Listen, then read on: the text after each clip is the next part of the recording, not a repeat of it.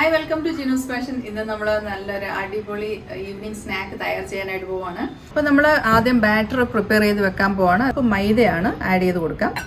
ഇപ്പോൾ 2 table spoon അരിപ്പൊടിയാണ്. ആവശ്യത്തിന് ഉപ്പിട്ട് കൊടുക്കാം. പഞ്ചസാര ഇടുന്നുണ്ട്. ഞാൻ 1/2 ടീസ്പൂൺ ആഡ് ചെയ്യുന്നുണ്ട്.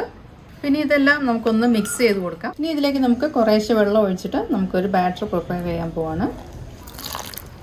ഇപ്പോൾ നമ്മുടെ ബാറ്റർ ഇവിടെ നമ്മൾ റെഡിയാക്കി വെച്ചിട്ടുണ്ട്.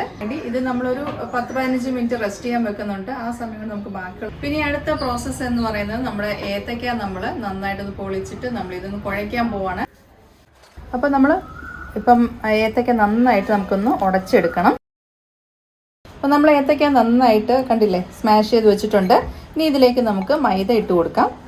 നമുക്കിത് ഒരു ആട്ടയൊക്കെ നമ്മൾ കുഴച്ച് വെക്കുന്ന പോലെ ഒന്ന് നമുക്ക് നന്നായിട്ടൊന്ന് കുഴച്ച് വെക്കാൻ വേണ്ടിയാണ്. അപ്പോൾ ഇതിനകത്തേക്ക് നമുക്ക് കുറച്ച് മൈദയും അതുപോലെ തന്നെ അരിപ്പൊടിയും കൂടി ഇതിനകത്തേക്ക് ആഡ് ചെയ്ത് കൊടുക്കുന്നുണ്ട്. എന്നിട്ട് നമുക്കിത് നന്നായിട്ടൊന്ന് കുഴച്ചെടുക്കാം. ഇപ്പോൾ നമ്മൾ കണ്ടില്ലേ ഇതുപോലെ നന്നായിട്ട് നമ്മൾ ഏത്തയ്ക്ക മൈദ അതുപോലെ അരിപ്പൊടിയൊക്കെ ഇട്ട് നമുക്ക് നന്നായിട്ടൊന്ന് കുഴച്ച് വെച്ചു. ഇനി ഇത് നമുക്ക് സൈഡിലേക്ക് മാറ്റി വെക്കാം. അപ്പോൾ നമ്മുടെ ഇന്നത്തെ സർപ്രൈസിങ് ഇൻഗ്രീഡിയൻ്റ് എന്ന് പറയുന്നത് മീറ്റാണ്. അപ്പോൾ മീറ്റാണ് ഇന്ന് നമ്മൾ പഴംപൊരിയിൽ സ്റ്റഫ് ചെയ്യാൻ പോകുന്നത്. അപ്പം ഇതിപ്പോൾ ഞാൻ ഓൾറെഡി റോസ്റ്റ് ചെയ്ത് വെച്ചിരിക്കുന്ന മീറ്റാണ്. അപ്പോൾ നമുക്കിത് നന്നായിട്ടൊന്ന് മിക്സ് ചെയ്തെടുക്കാൻ പോവുകയാണ്.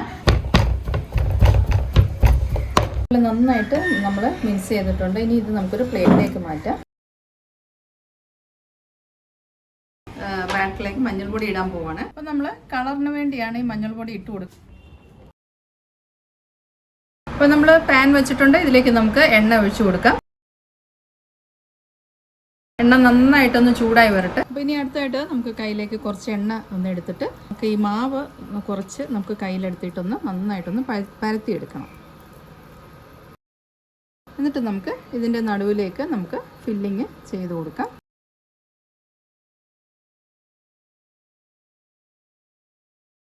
എന്നിട്ട് നമുക്കിതൊന്ന് നന്നായിട്ടൊന്ന് റോൾ ചെയ്തെടുക്കാം. ഇനി നമുക്കിത് ബാറ്ററിലേക്കൊന്ന് മുക്കിയിട്ട് നമുക്കിത് എണ്ണയിൽ നന്നായിട്ടൊന്ന് വറുത്തെടുക്കാം. പിന്നെ നമുക്കിതൊന്ന് തിരിച്ചിട്ട് കൊടുക്കാം. അപ്പോൾ നമ്മുടെ പഴംപൊരി നമ്മൾ സ്റ്റഫ് ചെയ്തത് ഇവിടെ റെഡി ആവുന്നുണ്ട്. കണ്ടില്ലേ, കോർണർ റെഡി ആയിട്ടുണ്ട്. നമുക്കിതൊരു സെർവിംഗ് ബൗളിലേക്ക് മാറ്റാം.